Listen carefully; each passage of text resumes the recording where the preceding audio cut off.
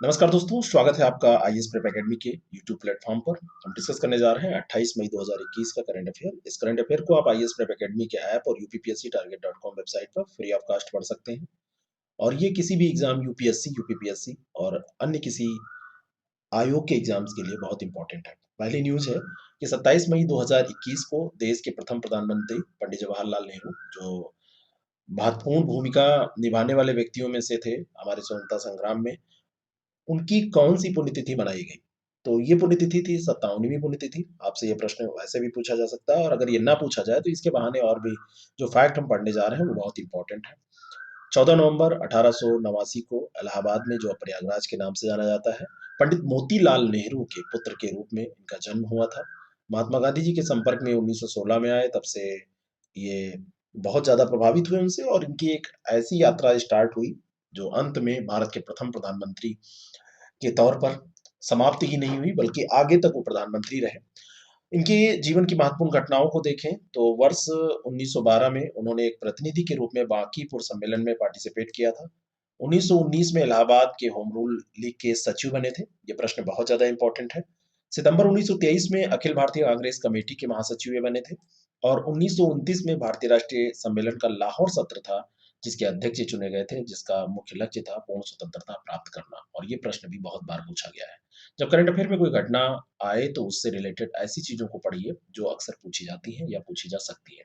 सेहत OPD portal किसने launch किया? इसमें विकल्प के तौर पर आपको प्रधानमंत्री और साथ में स्वास्थ्य मंत्री का नाम भी मिल सकता है। लेकिन ये पोर्टल किससे रिलेटेड है, अगर आपको ये पता होगा तो आप आसानी से जान लेंगे कि किसने लॉन्च किया होगा। ये सशस्त्र बलों में टेलीमेडिसिन सेवाएं प्रदान करने के लिए शुरू किया गया एक पोर्टल है। और अगर सशस्त्र बलों से संबंधित है तो कौन लॉन्च करेगा? रक्षा मंत्री, जो कि राजनाथ सिंह जी हैं। ऐसा ही पोर्टल है ई संजीवनी प्लेटफॉर्म। और इस पोर्टल ने महीने मतलब हाल के महीनों में देखा जाए तो लगभग 5 लाख लोगों को सुविधा प्रदान की है। और ये जो पोर्टल सेहत पोर्टल है, इस पोर्टल के माध्यम से सेना, वायुसेना, नौसेना के सेवारत जो रक्षाकर्मी हैं और भूतपूर्व सैनिक हैं, सशस्त्र बलों के डॉक्टर हैं, ये इनको परामर्श देंगे, इन लोगों को, यानी कि जो सशस्त्र बल के लोग हैं, और इससे ये लोग लाभान्वित होंगे। ई संजीवनी प्लेटफॉर्म के बारे में अगर हम बात करें तो टेलीमेडिसिन का, या अगर आपसे पूछा जाए भारत में, तो ये पहला घटक था जिसे आयुष्मान भारत स्वास्थ्य पहल के तहत लागू किया गया था। किसके तहत? आयुष्मान भारत स्वास्थ्य पहल के तहत। और ये आयुष्मान भारत के तहत स्थापित सभी 1.5 लाख स्वास्थ्य और कल्याण केंद्र को जोड़ने का काम करता था, है ना? ये सबको कनेक्ट करता है।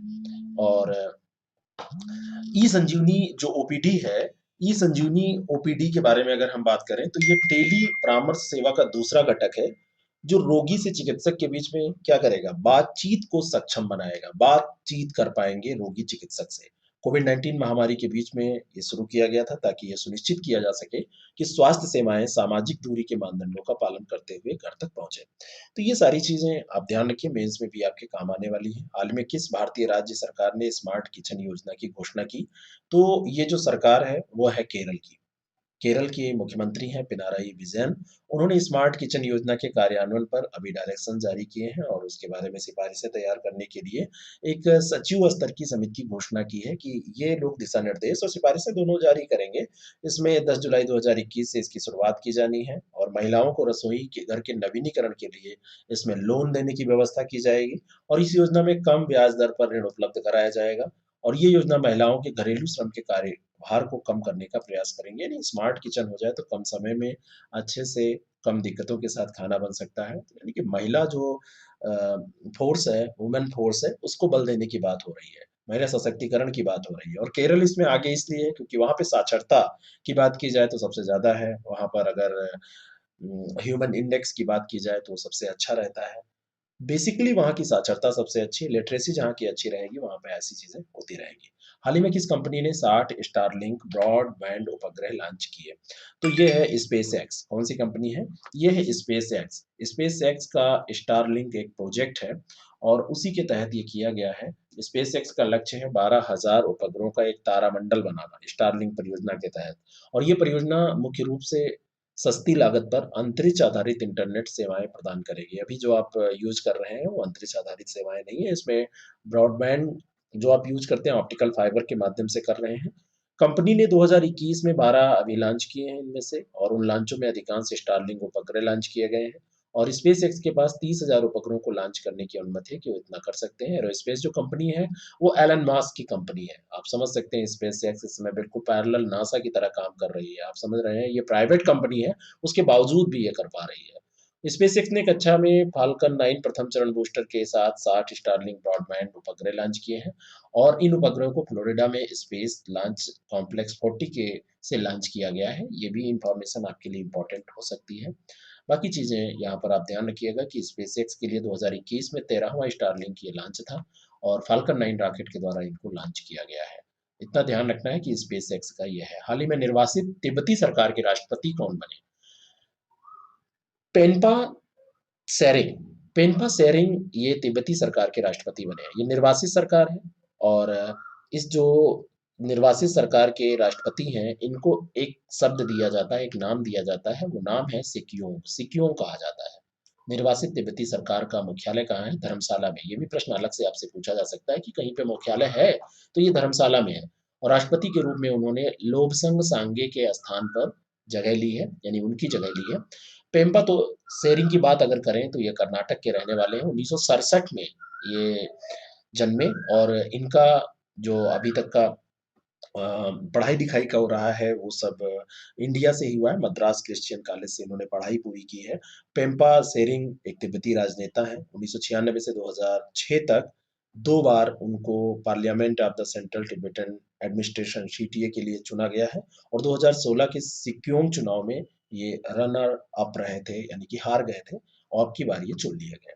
सेंट्रल टिबेटन एडमिनिस्ट्रेशन की बात करें तो तिब्बत की निर्वाचित संसदीय सरकार है, जो हिमाचल प्रदेश के धर्मशाला में यह है, और इसकी स्थापना 1959 को 28 अप्रैल को 1800 नहीं 1959 को 28 अप्रैल 1959 को की गई थी। और इसकी एक न्यायिक शाखा, विधायी शाखा और एक कार्यकारी, 3 शाखाएं हैं। कभी भी आपसे ये पूछी जा सकती हैं कि जो सीटीए है, सीटीए की कौन-कौन सी शाखाएं हैं? तो न्यायिक शाखा जजमेंट का काम करती है, विधायी शाखा अपना जैसे यहाँ पे विधायी शाखा है, कार्यकारी शाखा, इस तरीके से काम इनका बटा हुआ है।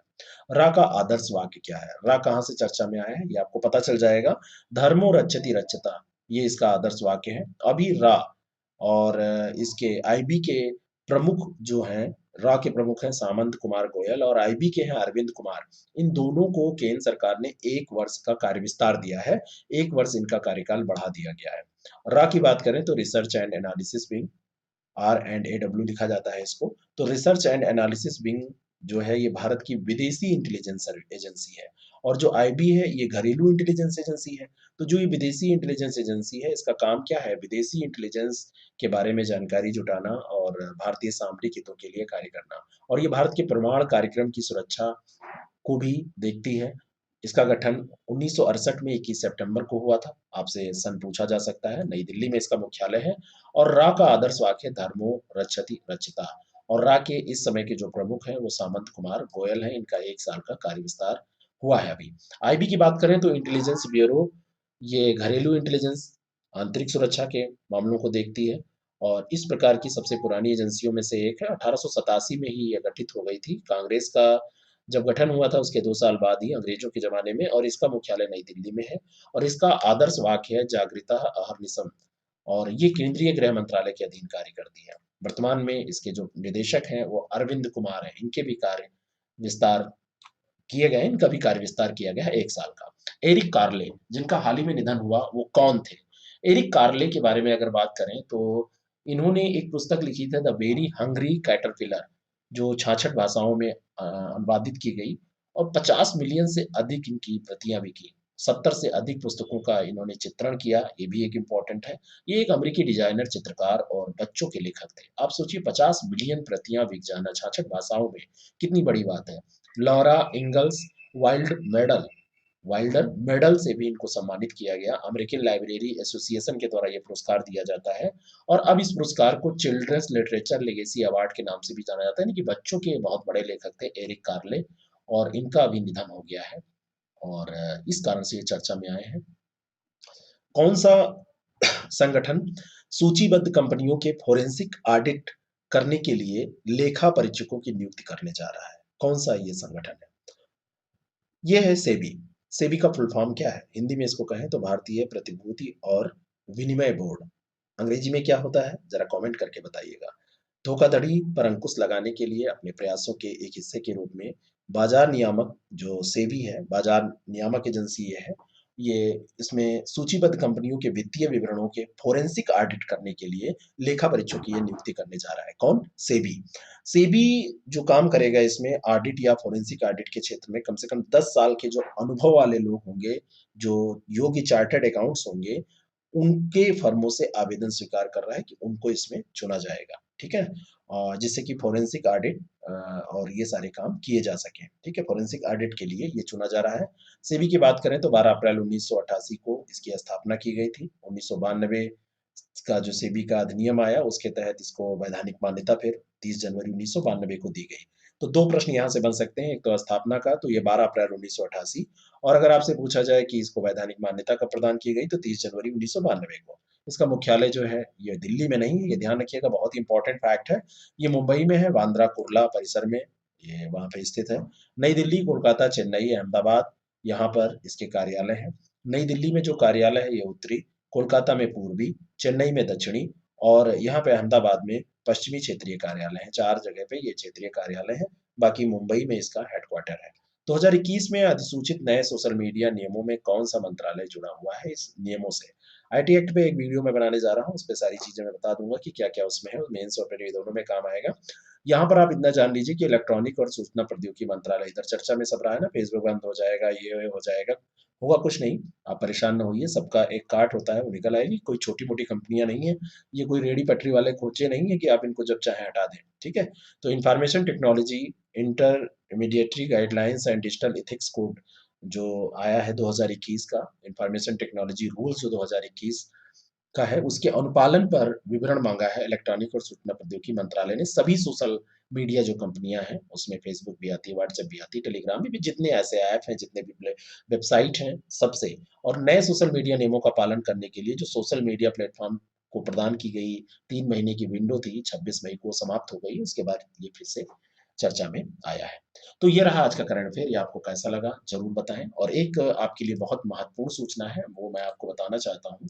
वो जो सूचना है, वो सूचना ये है कि डेली 30 प्रोग्राम फिर से स्टार्ट हो गया है और इस प्रोग्राम के अंतर्गत अब हमने 2 तरीके के प्रोग्राम रखे हैं, वीडियो सबको फ्री में मिलेंगे, बाकी जो चीज़ें हैं, अगर मेंबरशिप आप लेते हैं इसकी 99 रुपीज़ की, तो ऑनलाइन टेस्ट ये मिलेंगे, डेली सेशन होगा, उसका टेस्ट भी आप वेबसाइट पे दे पाएँगे, पीडीएफ डेली डिस्कशन का आपको मिल जाएगा। वीकली टेस्ट 75 क्वेश्चन्स के होंगे, 2 डाउट सेशन हम महीने में रखेंगे, मेंबरशिप जो डेली 30 का होगा, उसके एक स्पेशल ग्रुप होगा, अगर आप लोग चाहेंगे तो और जिनकी रैंक आएगी उनके लिए प्राइज़ भी होगा। इसका शेड्यूल ये है मंडे टू संडे हम ऐसे डिस्कशन करेंगे, history, polity, geography, economy, UP special science और संडे को हम इसका वीकली टेस्ट करेंगे। तो आप अगर इसमें रुचि ले रहे हैं, तो आप हमारे ऐप पर आईएएस प्रेप अकेडमी ऐप पर जाइए और वहाँ पर इस प्रोग्राम को परचेज़ कर लीजिए। 1-1 महीने का ये प्रोग्राम आप ऐसे ले सकते हैं। आगे जैसे इसमें ज़रूरत होगी डेवलपमेंट किया जाएगा। Thank you so much.